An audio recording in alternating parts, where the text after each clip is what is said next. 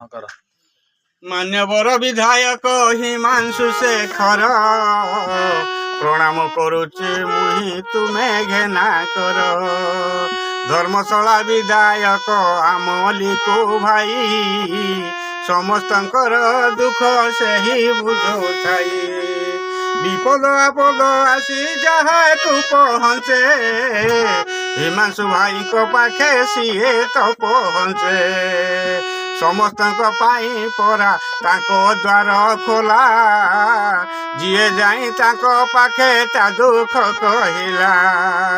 ଗ୍ରାମେ ଗ୍ରାମେ ବୁଲି ସିଏ ଦୁଃଖକୁ ଶୁଣନ୍ତି କେତେ ଗରିବ ଦୁଃଖୀଙ୍କୁ ଅର୍ଥ ସେ ଦିଅନ୍ତି। ବୃଦ୍ଧ ବୃଦ୍ଧା ଲୋକମାନଙ୍କ ପାଇଁ ଗାଡ଼ି ଧରି ବୁଲନ୍ତି ତ ତୀର୍ଥ ନେବା ପାଇଁ।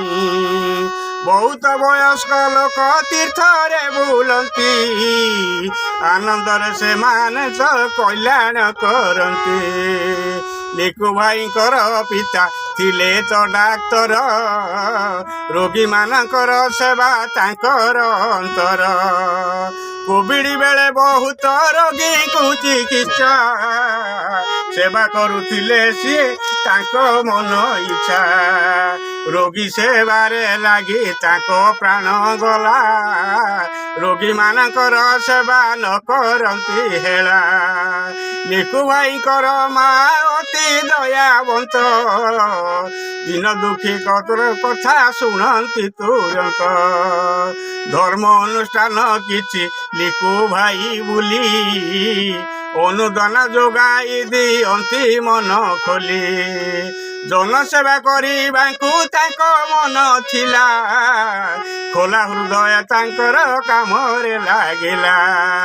ଯିଏ ଯଦି ଅସୁସ୍ଥରେ ଘରେ ପଡ଼ିଅଛି ଲିକୁ ଭାଇ ଆସି ମେଡ଼ିକାଲ ପଠାଉଛି।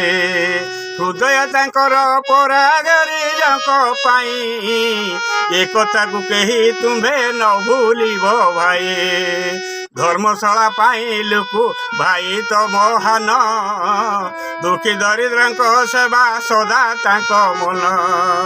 ଦୁଃଖୀ ଦରିଦ୍ରଙ୍କ ସେବା ସଦା ତାଙ୍କ ମନ।